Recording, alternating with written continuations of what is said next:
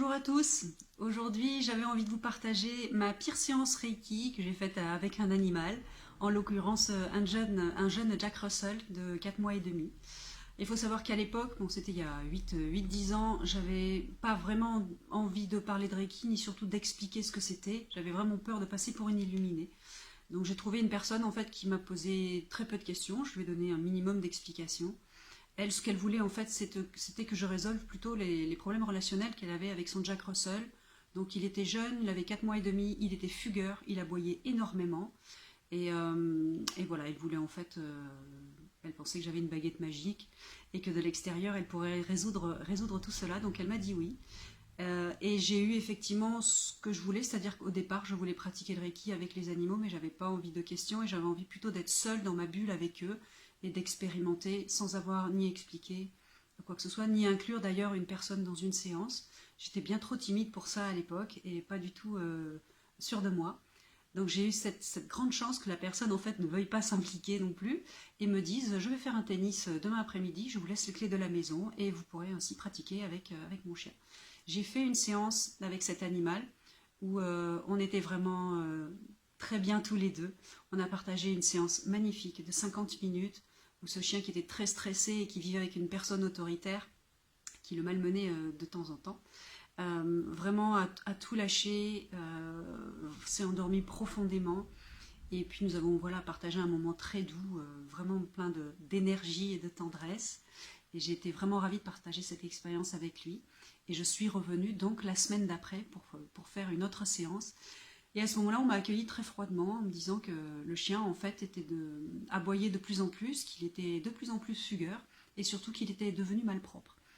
Il faisait donc ses besoins dans la maison alors qu'avant le chiot était propre. Donc voilà, un accueil assez sec en me disant je vous laisse faire votre séance dans le jardin, moi j'ai d'autres occupations à la cuisine. Voilà, donc je me suis retrouvée dans le jardin toute seule sur mon coussin de méditation avec le petit Jack. Et puis au moment où je me suis connectée à l'énergie du Reiki, lui d'un coup s'est mis à grogner et puis à m'aboyer dessus. Et vraiment il s'est mis à aboyer de façon comme s'il était vraiment très très en colère. Il aboyait sans arrêt, et puis il s'est mis à attaquer mon sac, en fait. Il attaquait mon sac, il l'a mordu, il a commencé à le secouer un petit peu dans tous les sens, donc on a passé un petit moment à lui et moi à tirer le sac l'un à l'autre. J'ai réussi à récupérer le mien, et au final, comme j'ai récupéré mon sac, il s'est finalement attaqué à mon jean au niveau de ma cheville, il l'a mordu en fait, et puis il s'est mis à le secouer.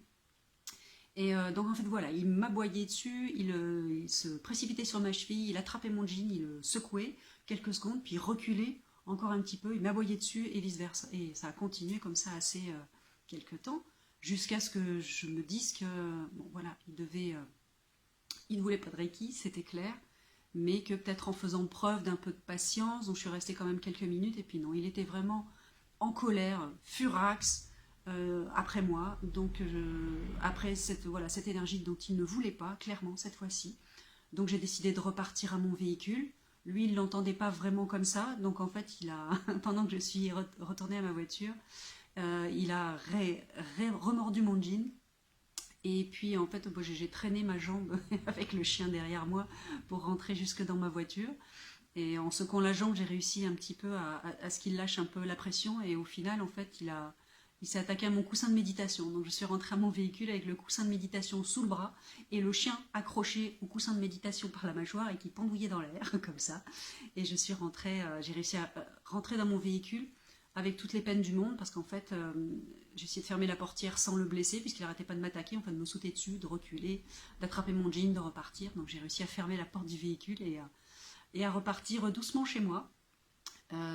Voilà, donc je dois dire que j'ai mis quelques semaines avant de me décider à refaire du Reiki à un animal, parce que j'avais beaucoup de mal à comprendre pourquoi à la fois cette crise de guérison et pourquoi cette crise de fureur vis-à-vis de moi.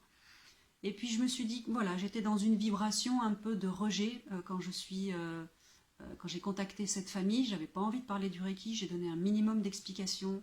Je voulais être dans ma bulle, toute seule, je faisais pas participer la personne à la séance.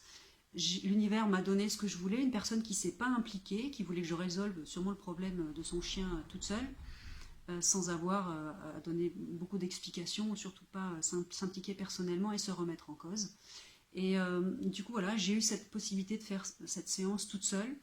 Et en fait, voilà, cet animal, je pense, a lâché beaucoup de pression et m'en a peut-être d'ailleurs voulu de le laisser un peu dans ce milieu-là, que sais-je.